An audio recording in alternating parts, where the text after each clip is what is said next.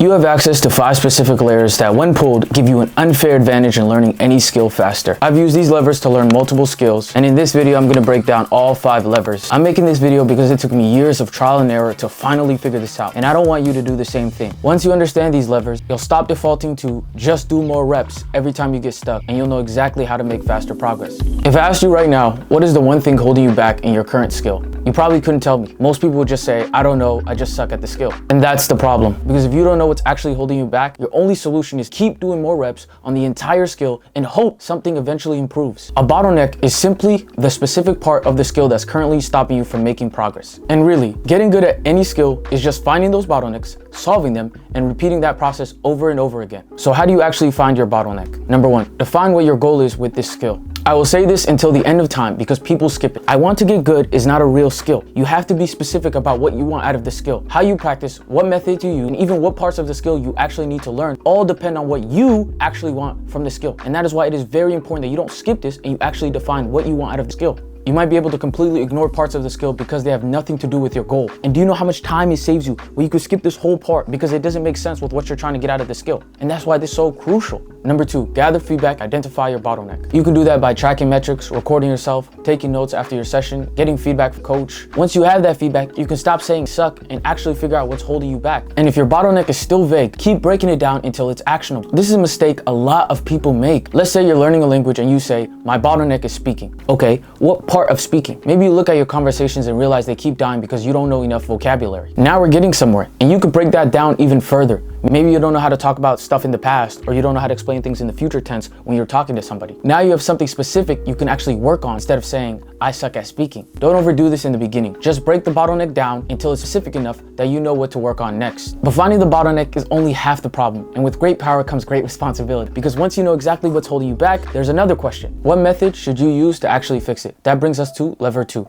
Now you're almost always using some kind of method when you're learning a skill. But here's the question, why are you using that method instead of another one? You hear that flashcards are good, spaced repetition is good, isolation is good, deliberate practice is good, so you just pick one and start doing reps. But the method is only useful if it actually solves the bottleneck you're trying to solve. Imagine your bottleneck in guitar is switching between chords quickly. You can study more music theory or make flashcards about chords, and that's not necessarily bad, but neither one of those fixes the fact that you're too slow at switching chords. In this situation, isolating and practicing them slowly and deliberately makes more sense. And that's the second lever. Match the method to the bottleneck. Don't ask what's the best learning method. Ask yourself what method most directly attacks the bottleneck I have right now. And here's how you do it. List 3 to 5 methods that could potentially solve your bottleneck. Don't just grab the first method that comes to mind. Let's say your bottleneck in a language is vocabulary. Your options might be flashcards, retrieval practice, spaced repetition, reading, conversation practice. Now you actually have options to compare. Number 2, ask yourself which one of these most directly attacks the bottleneck. Number 3, review your progress. Ask yourself, did this method actually improve the bottleneck? Is it still my bottleneck? Do I need to adjust the method, or should I just try another one? That's the loop. Find the bottleneck and choose a method that directly attacks it. Test that method and see what happens to your bottlenecks. Now, before you run off to the mountains to train, there's one more piece of the puzzle. Because even if you find the perfect bottleneck and you use the perfect method, you can still learn way slower than you need to.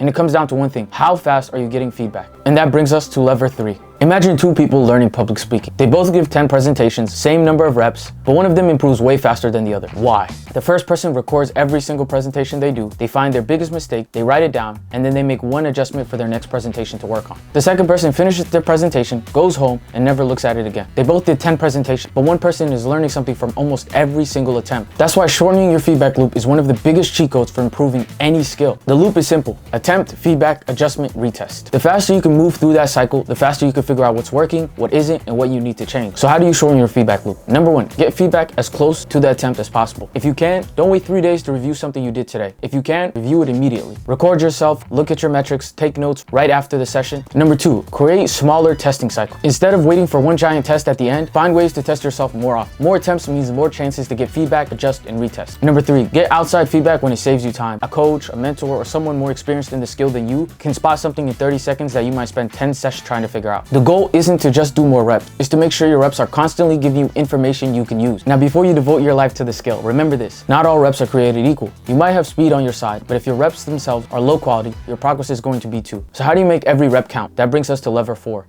Now imagine 2 people practicing for the exact same amount of time, same hours, same number of reps, but one of them improves way faster. We already know feedback speed causes that, but there's another reason. What if the feedback itself sucks? Because not all feedback is created equal. The better the quality of your feedback, the more useful information you get from every rep, and the easier it is to know what actually needs to change. So how do you improve the quality of your feedback? Number one, make your feedback objective. Don't rely only on "that felt good." Whenever possible, use something you can actually measure yourself against. That could be KPIs, timers, accurate measurement, or any other objective measurement tied to the skill you're learning. The goal is to replace "I think I'm getting better" with "I know I'm getting better based on my measurement." Number two, improve the quality of the source. Your feedback is only as good as where it's coming from. Someone who barely understands the skill might give you completely different advice than someone who has already mastered it. So when possible, get feedback from people more experienced than you, or compare your performance against expert benchmark so you know exactly where you stand. The better a source is, the better information to adjust from. Number three, make sure the feedback is relevant, because even accurate feedback can be useless if it has nothing to do with what you're actually trying to improve or get out of the skill. Let's say your goal is to improve your bench press. Bad feedback would be, "That set felt pretty good." Okay, what does that tell us? Better feedback would be, "How many reps did you get? Was your technique consistent? Did the weight move faster than last week?" Now your feedback is actually connected to the thing you're trying to improve. So don't ask, "Am I getting feedback?" Ask, "Is my feedback objective, coming from a good source, and actually relevant to my goal?" And that's how you make every rep teach you something useful.